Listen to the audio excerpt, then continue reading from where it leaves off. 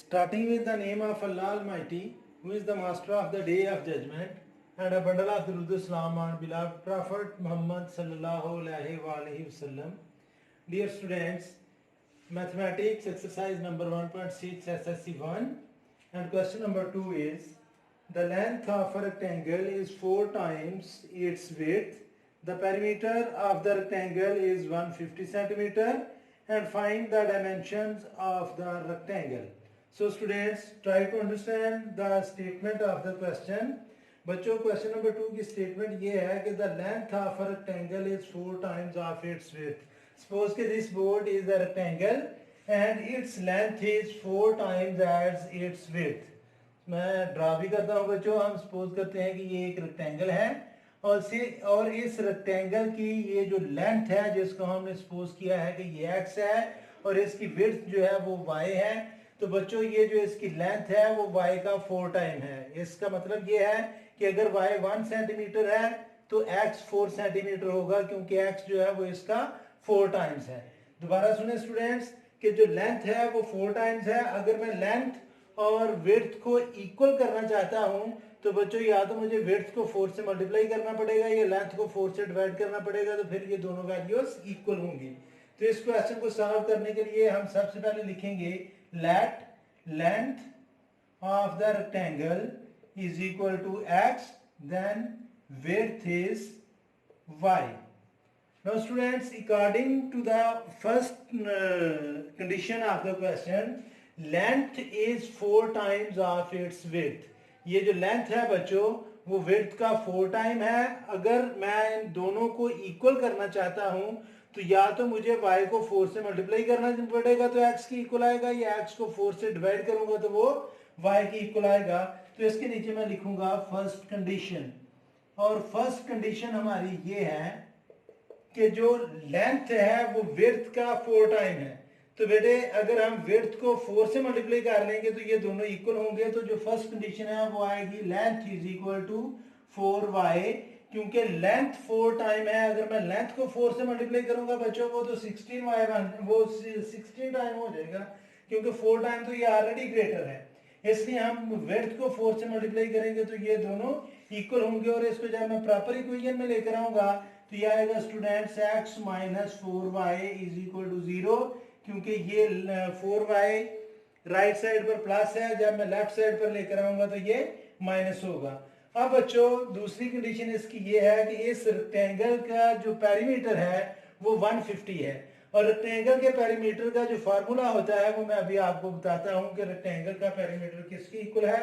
तो इसके नीचे जो सेकंड कंडीशन है स्टूडेंट्स वो आपने लिखनी है. Second condition is perimeter of rectangle, perimeter of rectangle ये इक्वल होता है बच्चों 2 into length plus width. ये इसका फार्मूला है perimeter of rectangle का. अब क्वेश्चन नंबर 2 में जो perimeter of rectangle है स्टूडेंट्स वो है 150, और 2 जो है इक्वल के दूसरी साइड पर लेंथ और विड्थ को मल्टीप्लाई कर रहा है. अगर मैं 2 को लेफ्ट साइड पर ट्रांसफर करूंगा तो ये डिवाइड करेगा. और लेंथ बच्चों हमने सपोज की थी कि वो x है, और विड्थ जो है वो हमने सपोज की थी कि वो क्या है y. अब बच्चों जब हम 150 को 2 से डिवाइड करेंगे तो ये आएगा 75 is equal to x plus y, और x प्लस वाई जो है बच्चों ये इक्वल आ जाएगा 75 के. इसको नेम देंगे हम इक्वेशन नंबर 2 का. अब बच्चों ये दोनों इक्वेशंस ये लीनियर इक्वेशंस बन गई हैं, और इनको हम सीक्वेंस में लेकर मैट्रिसेस में कन्वर्ट करेंगे, और उसके बाद फिर बच्चों हम इसको मैट्रिक्स इन्वर्जन मेथड भी अप्लाई करेंगे और क्रैमर्स रूल भी अप्लाई करेंगे. तो इक्वेशन नंबर 1 इसमें थी x minus 4y is equal to 0, और इक्वेशन नंबर 2 थी x प्लस y इज इक्वल टू 75. अब बच्चों हम इसको मैट्रिसेस में कन्वर्ट करेंगे. तो जब मैट्रिसेस में कन्वर्ट करेंगे इन इक्वेशंस को तो मैट्रिक्स बनेंगे हमारे 1 माइनस 4 1 और 1. इस मैट्रिक्स को नेम देंगे हम A का. सेकंड मैट्रिक्स बनेगा बच्चों XY. इस मैट्रिक्स को नेम देंगे हम X का, और इक्वल के बाद जो दूसरे नंबर हैं उसको भी हम एक मैट्रिक्स में लिखेंगे और इस मैट्रिक्स को नेम देंगे हम स्टूडेंट्स B का. अब वैल्यू हमने x की फाइंड करनी है, a जो है वो x से मल्टीप्लाई कर रहा है, सेंटर में इनके इक्वल है। जब हम इस a को राइट साइड पर ट्रांसफर करेंगे तो बेटा ये राइट साइड पर जाकर बनेगा इनवर्स, तो ये x की वैल्यू आ जाएगी a इनवर्स इंटू बी, और a इनवर्स जो है स्टूडेंट्स वो इक्वल होता है 1/a determinant into adjoint of a into b, और ये इक्वेशन 3 है, इसमें हम वैल्यूज आप पुट करेंगे। अब बच्चों अगर आप गौर करें तो x की वैल्यू हमारे पास है xy, b की वैल्यू हमारे पास है 0 and 75, तो हमने a डिटर्मिनेंट और एडजॉइंट a फाइंड करना है। तो a डिटर्मिनेंट होगा बच्चों, हम मैट्रिक्स a जो है उसको लेकर उसके गिर्द हम स्ट्रेट लाइंस ड्रा करेंगे, और फिर फर्स्ट और फोर्थ एंट्री को मल्टीप्लाई करेंगे, माइनस सेकेंड और थर्ड एंट्री को मल्टीप्लाई किया जाएगा, तो ये आ जाएगा 1 1 1 माइनस एंड माइनस प्लस 4 1 4, तो ये डिटर्मिनेंट जो है बच्चों वो हमारे पास आ गया 5। अब हमने फाइंड करना है स्टूडेंट्स एडजॉइंट ऑफ ए, और एडजॉइंट ए जब स्टूडेंट्स हमने फाइंड करना है तो ये बात ध्यान में रखना कि जब हम एडजॉइंट फाइंड करते हैं तो हम फर्स्ट और फोर को रिप्लेस करते हैं, यानी कि फर्स्ट एंट्री की जगह फोर्थ एंट्री और फोर्थ एंट्री की जगह फर्स्ट एंट्री, ये चूंकि दोनों सेम है तो इसलिए हम इनको ऐसे लिखेंगे, और सेकंड और थर्ड एंट्री के हम साइन चेंज करते हैं, तो ये आ जाएगा बच्चों 1 4 -1 और 1, यानी कि हमने फर्स्ट और फोर को रिप्लेस किया, सेकंड और थर्ड के हमने साइन चेंज किए। तो अब ये सारी वैल्यूज बच्चों हम इक्वेशन नंबर इसमें पुट करेंगे 3 में, तो इसके नीचे यानी कि इसके नीचे लिखा जाएगा putting the values in equation number 3। अब बच्चों इक्वेशन नंबर 3 में जब हमने वैल्यूज लिखनी है तो वो था x is equal to 1/a determinant into adjoint a into b, x की वैल्यू है बच्चों xy